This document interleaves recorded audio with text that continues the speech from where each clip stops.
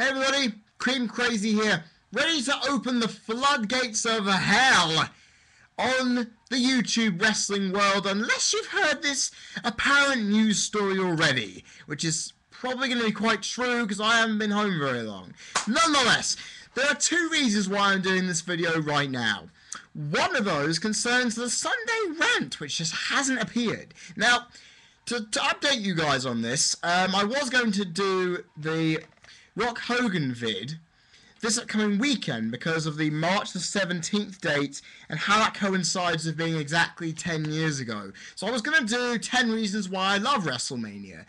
I tried to upload it for the past 3 days running and it failed each time. Now, if you're viewing this, it obviously means this is working, but I've already decided to scrap that video entirely because I'd rather have some time over this week to watch this pay-per-view, get an idea and sense of reviewing this match, so I can then do that Rock Hogan vid this upcoming weekend. It's simple. And I'm also doing this video in place of that rant because you guys obviously don't want to miss out on a video in the middle of a week from me. Now, I just been on to NoDQ.com and people have obviously been going on at, okay, we're only a couple of weeks from WrestleMania, there's a couple of matches on the card, spoiler alert, another one's been put on the card, I'm not going to say who, or am I going to say who? It's RKO versus Big Red Machine. Just going to say that there, I don't usually unveil spoilers on my vids, but to be fucking honest, I don't watch SmackDown much anymore.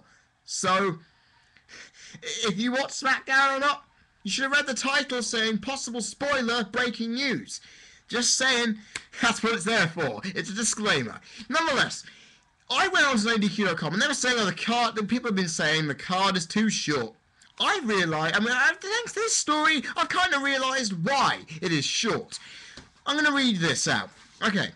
Wrestlemania 28 may just end up being a 7-match card, as officials want to leave enough time for the main event, as well as backstage vignettes and promos for The Rock. That's simple. I can understand that. They've got some big matches on this card, I can tell. And the backstage vignettes, you don't need too many. Like I've mentioned before, it's one of my main issues with WrestleMania and timing constraints. Word is that The Rock will be given as much time as he wants for his promos and segments building to the main event. Now that's a real issue, in my opinion. My humble English opinion here, because if you're obviously thinking, okay, we're going to only put 7 matches on the card for timing to make sure timing is done, settled, and ready to go, don't give The Rock the time he wants. I'm just saying, don't give a guy who can run off on anything. I mean, last year, the promo he did when he kicked off the show last year at WrestleMania 27, I felt went on about 5 minutes longer than it bloody should have.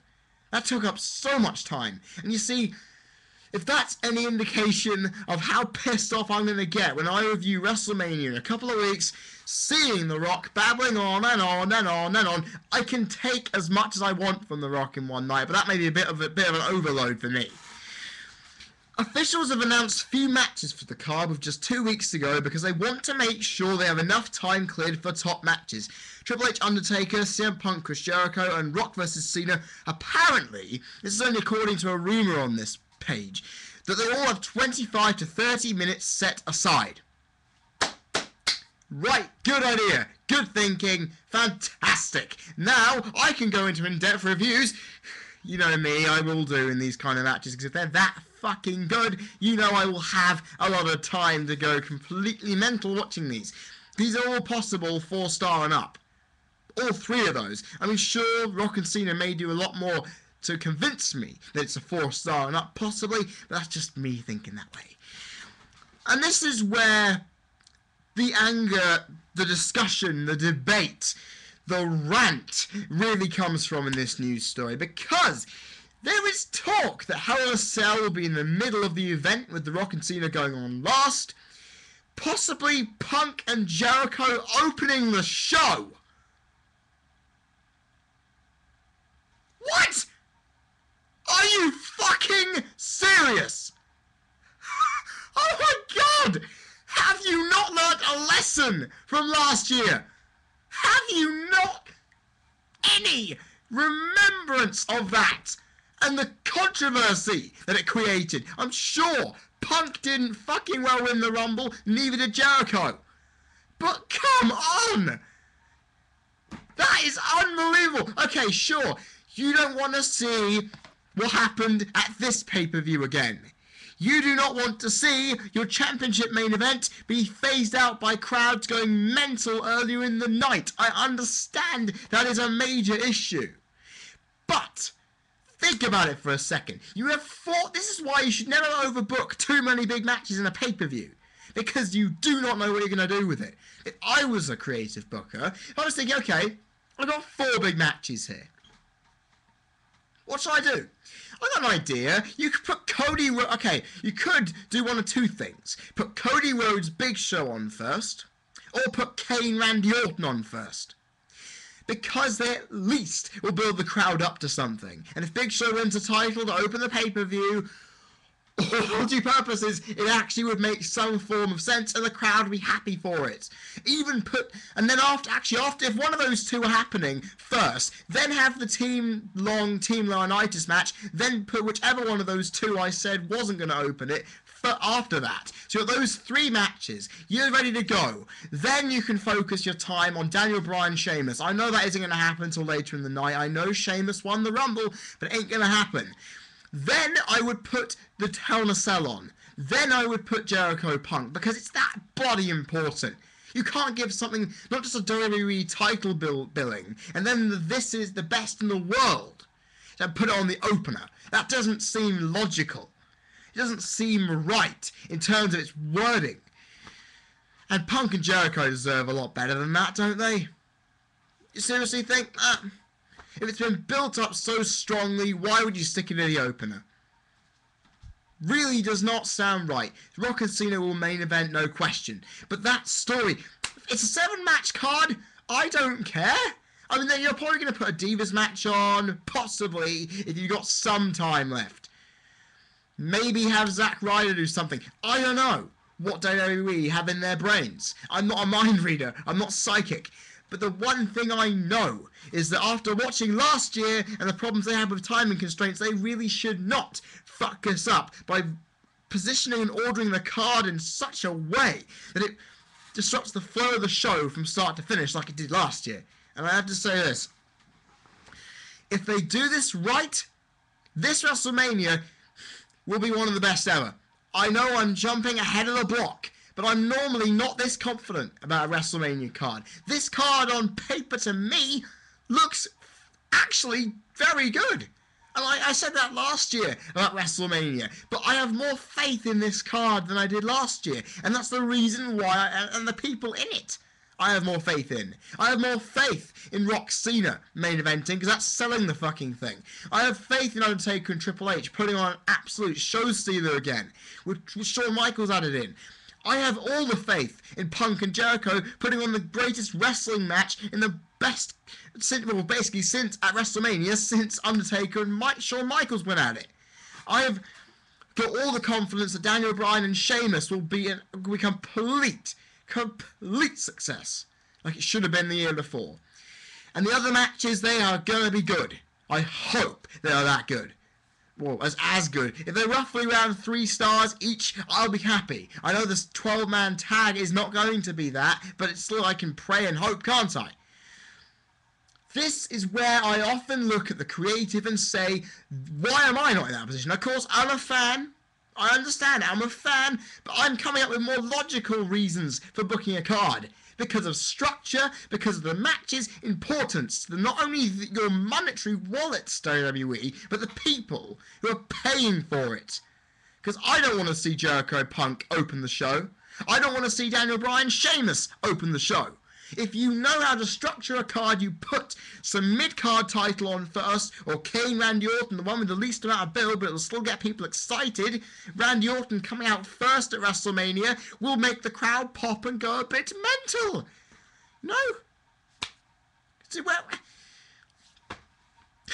This is one of the reasons why I can't trust the creative on a night like this. And I'm fine with the 7-match card. I'm fine with these promos, but this is the problem. You have timing constraints, you're going to have issues. Okay? I'm putting my opinion out here, people. I mean, I'm okay. This isn't as blunt as my America the Beautiful runoff, because that was one of the best rants I've ever done. But if you look at the context of what they're going to do, demean the WWE Championship, make Daniel Bryan and Sheamus, in terms of card, look more important than a match that they built up for over a year in terms of Triple H Undertaker. I mean, sure, they haven't built it for over a year, but you get what I'm trying to say. It's got the importance. Sure, Sheamus won the Rumble, but I'm just saying it's...